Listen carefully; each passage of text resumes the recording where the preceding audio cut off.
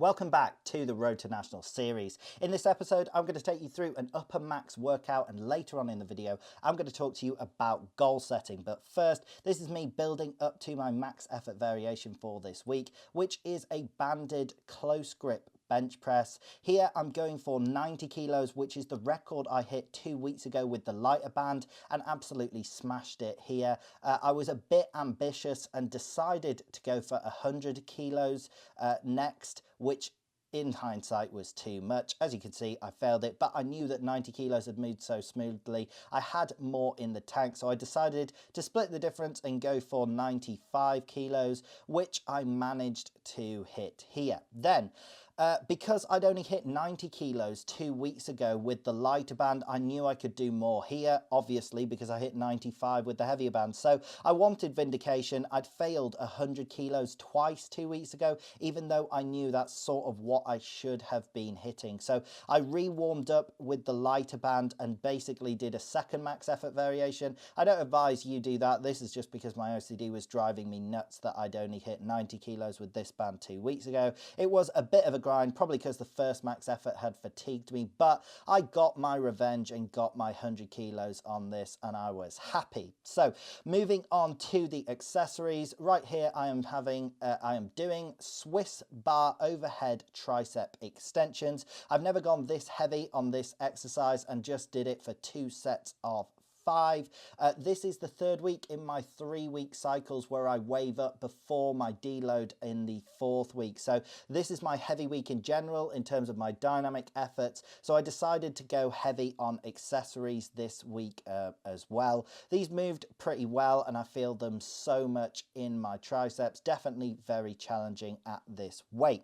After these overhead tricep extensions, I have mag grip lat pull downs, then dumbbell press, then hammer curls, and then cable crunches. So whilst those accessories play in the background, I'm going to talk to you about goal setting. So the first and main principle that I'm going to say when it comes to goal setting is, in my opinion, what you should do is seek to make the smallest change possible to your life that will get you your desired result.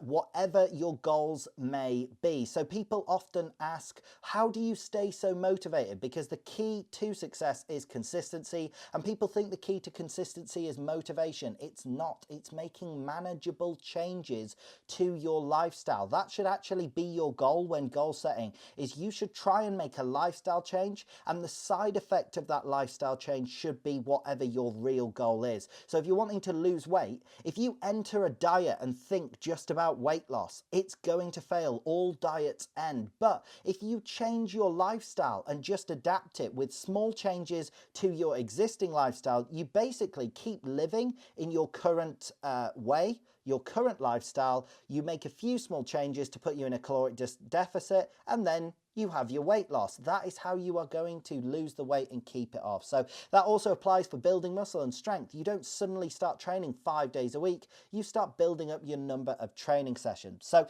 when it comes to fat loss, you can actually make a long-term weight loss plan with a schedule, because fat loss is not genetically predetermined. It is determined by how much of a caloric deficit you're in. What I advise is that you enter a reasonable caloric deficit based on your size and current caloric intake. So if you only eat like 1,500 calories a day and you're a small 100-pound female, you might only be able to go into a 200 calorie deficit for it to feel normal. Any more than that might feel too much. That's fine. Whatever deficit you enter, if you're larger, you could maybe go up to like a 500 calorie deficit. I definitely could, based on my size and caloric intake.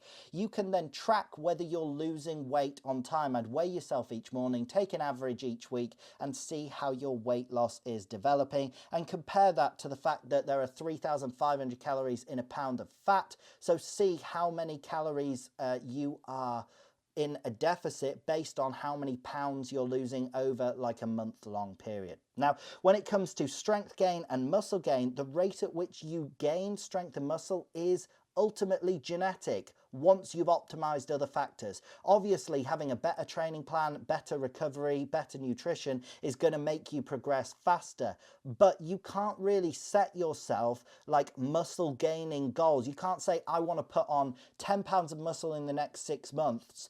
That is sort of not in your control. That's down to your genetics. All you can do is optimize your daily factors. And that's why when it comes to strength and muscle goals, I recommend you set daily goals instead. These are also very useful for weight loss. You should use daily goals no matter what. But you could have a daily protein intake, a daily caloric intake, how many workouts you're meant to have per week. So tick off if you've done your daily workout, how many hours sleep you should have each night, a step goal for each day, and then you could weigh yourself each morning and see how that progresses if your goal is to gain muscle or to lose fat. If your goal is to gain strength, you can obviously track your progress with your gym lifts. Try and progressively overload in the gym. So it is a much more small, short-term goal setting technique, particularly for strength and muscle gain, but you should also use daily goals for weight loss. So that is my opinion on goal setting. Coming back to today's workout, this is me doing my final accessory,